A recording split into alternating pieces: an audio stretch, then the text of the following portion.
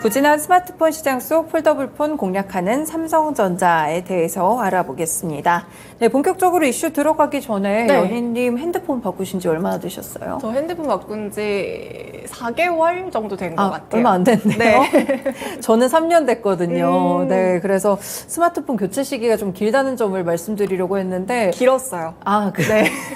11을 네. 쓰다가 한 3년 정도 썼던 것 같아요. 그렇군요. 그러다가 너무 배터리가 금방 닳아서 드디어 바꿨습니다. 네, 저도 빨리 좀 바꿔야 되는데, 네, 이렇게 좀 스마트폰 교체 시기가 최근에 핸드폰 바꾸신 분들은 알겠지만 좀 많이 길어지는 것 같습니다. 특히나 이제 큰 시장인 미국이나 중국 쪽에서 수요 부진이 좀 상당하다고 하는데, 실제로 뭐 스마트폰 시장 하면은 애플하고 이제 삼성전자 두 개가 생각이 나잖아요. 각자의 전략들이 좀 있을 텐데, 두 기업 모두 좀 어떤 전략을 짜고 있는지가 궁금하네요. 스마트폰 시장부터 볼까요? 네, 뭐 아시는 것처럼 지금 스마트폰 시장이 피크아웃이다 이런 얘기들도 되게 많이 나오고 있고요. 또 출하량이 계속해서 감소하고 있는 것들도 많이 기사로 접하셨을 것 같아요.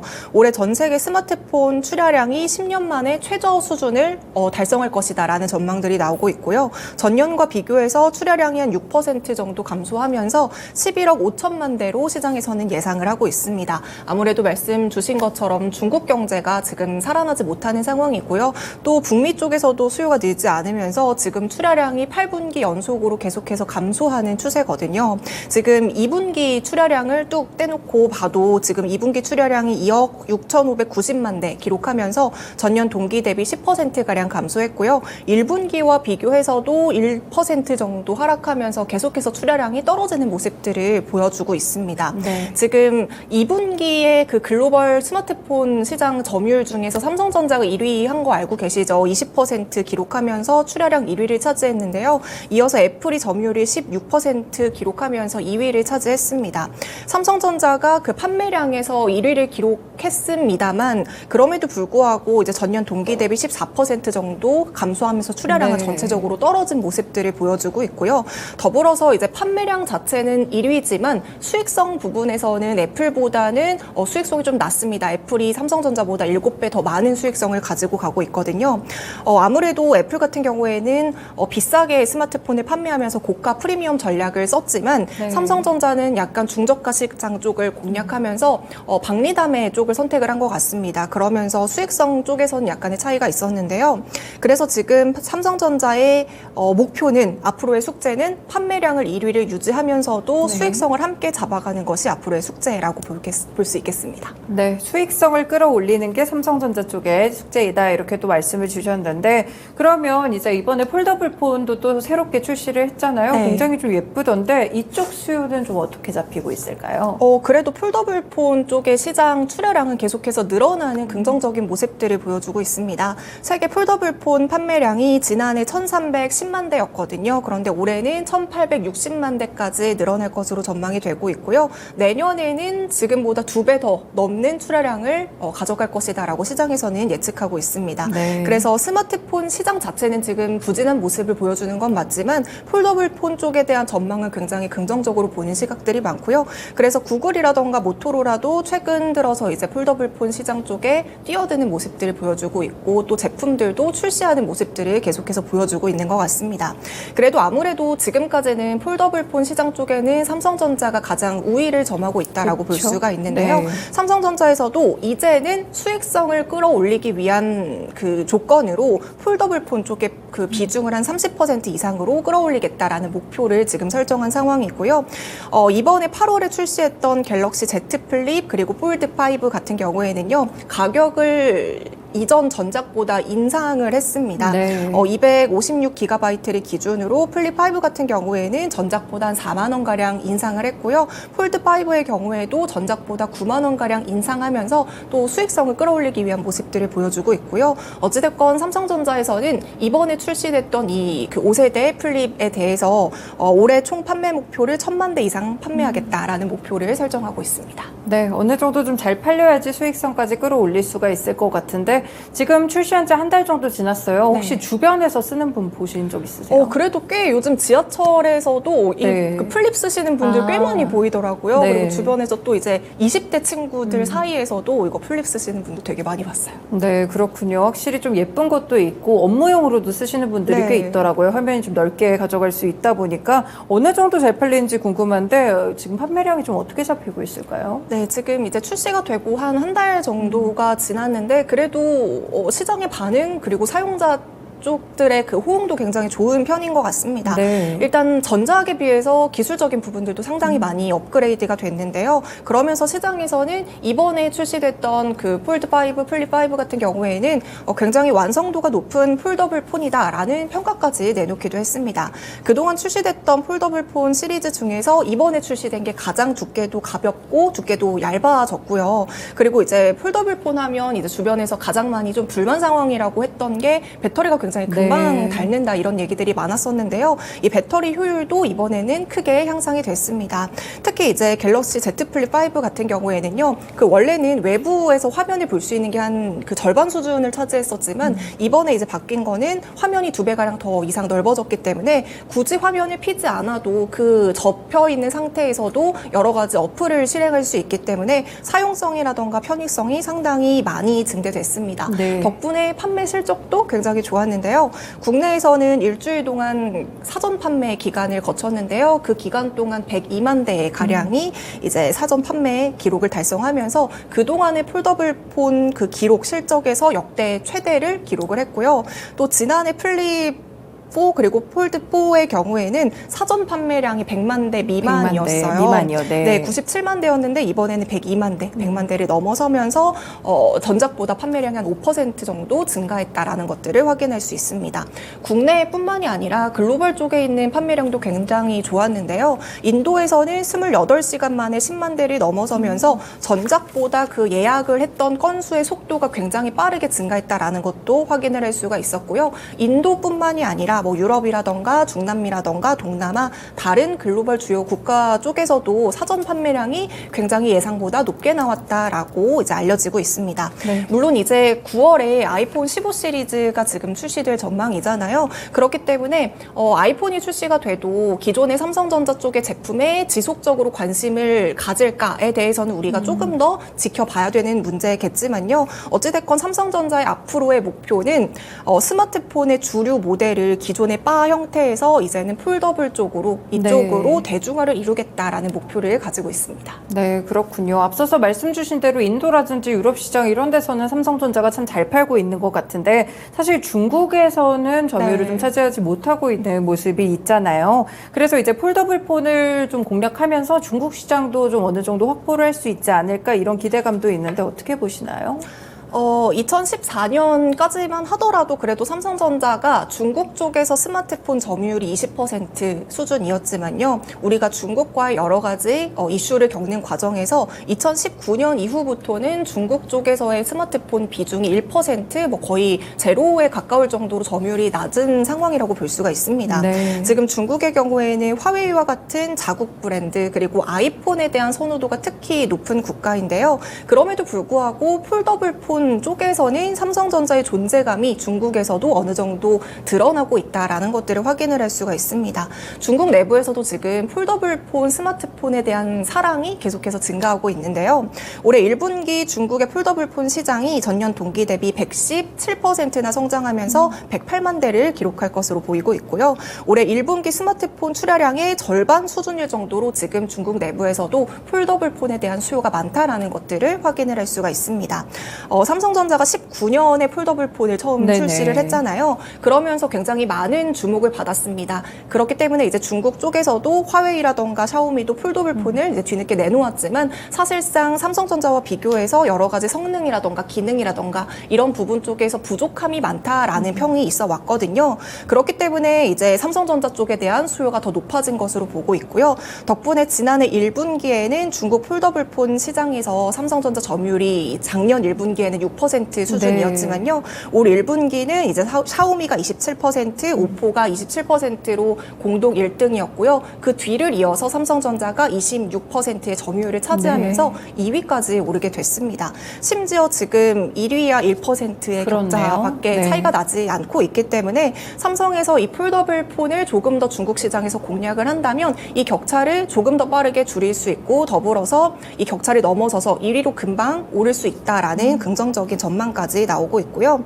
전작이었던 그 갤럭시 폴드 4의 경우에는요. 중국을 좀 특히 공략해서 색상이라던가 모델명이라던가 이런 것들을 중국에 특화해서 출시를 했습니다. 이런 부분들도 이제 중국인들의 입맛에 맞게 스마트폰이 전략이 잘 짜져가지고 수요가 급증했던 것으로 보이고 있습니다. 네, 그렇군요. 폴더블 폰을 또 예쁘게 만들다 보니까 중국에서도 금방 좀 이렇게 점유율이 올라온 것 같은데 앞으로 좀 1위 자리를 탈환할 수 있을지 체크해보는 것도 관전 포인트가 될 것 같습니다.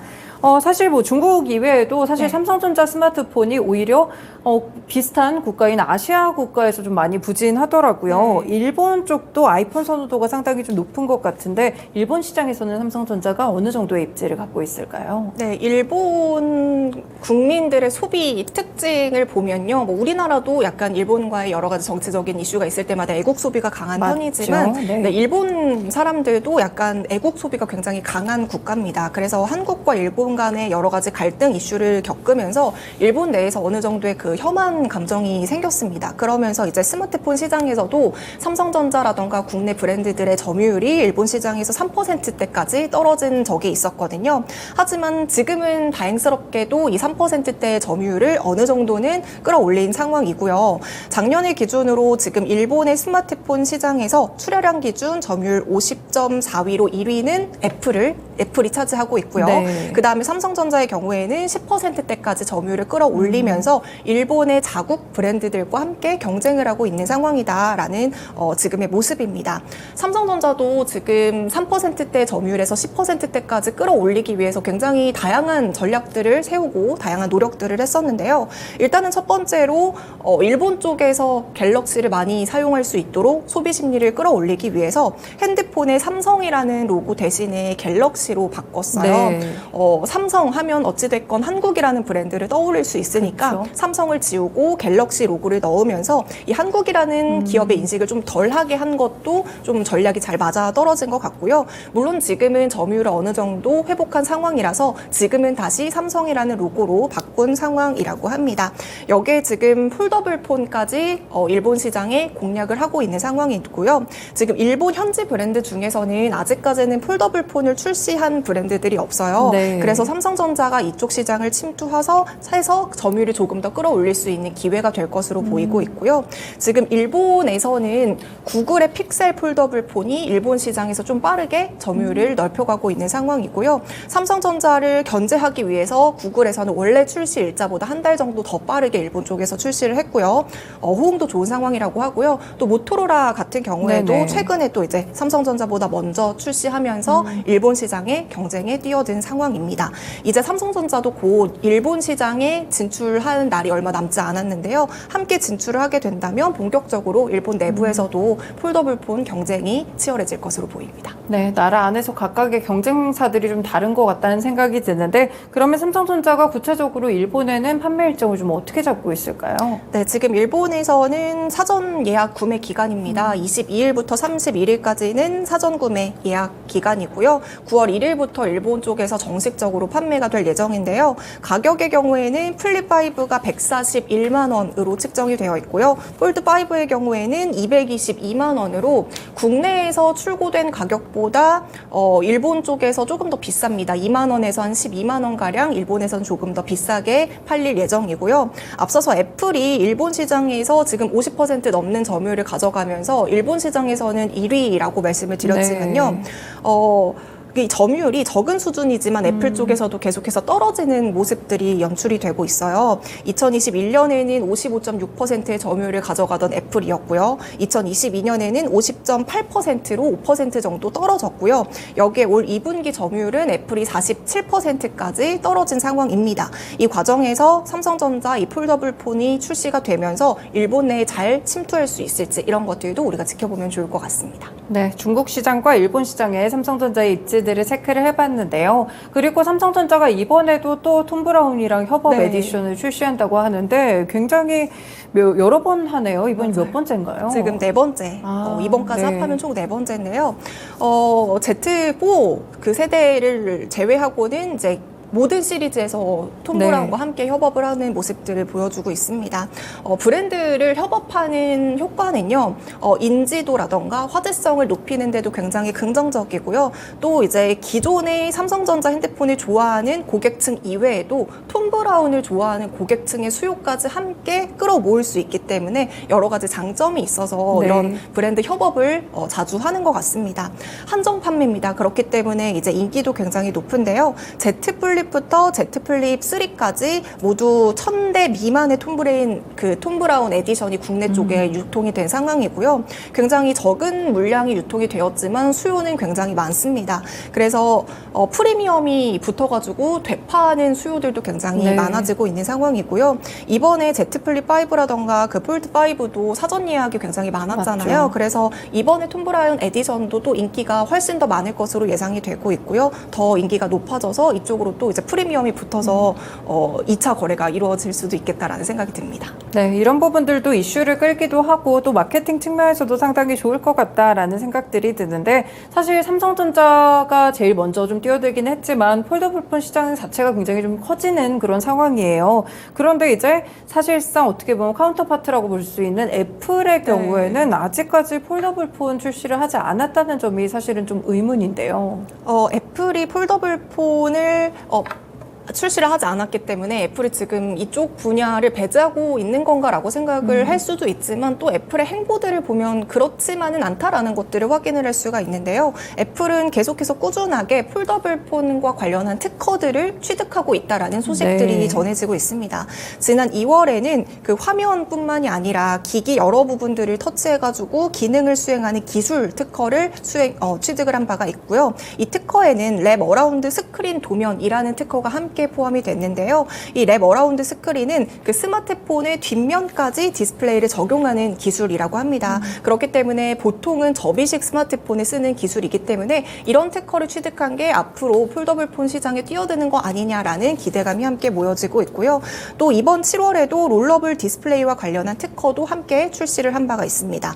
물론 애플이 아직까지는 폴더블폰 시장에 진출하겠다라는 부분들을 공식적으로 발표는 하지는 않았고요. 네. 그리고 제가 방금 말씀드렸던 이런 특허들을 취득한다고 하더라도 무조건 뭐 폴더블폰 시장을 공략하겠다 이런 의미는 아니겠지만 네. 그래도 시장에서 좀 기대하고 있는 거, 전망하고 있는 것은 애플이 2025년쯤에는 그래도 폴더블폰을 내놓지 않을까라는 기대가 함께 모아지고 있고요. 더불어서 지금 삼성전자도 5세대 폴더블폰으로 네. 계속해서 시장을 공략을 하는 중이고 애플도 이제 그 아이폰 15 시리즈 출시가 얼마 남지 않은 상황에서 두 기업들의 신작 판매 경쟁이 이제 본격적으로 시작이 되는 상황이잖아요. 그러면 폴더블폰 쪽에 수요가 많은지 아니면 바 형태의 수요가 많은지 이런 것들은 우리가 계속해서 확인을 할 수 있습니다. 만약에 이제 스마트폰의 수요가 기존의 바 형태보다는 이제는 폴더블폰 쪽으로 전환이 된다. 이런 모습들이 연출이 된다면 애플 쪽에서도 스마트폰을 이제 폴더블폰 쪽으로 변형하는 이런 모습들도 함께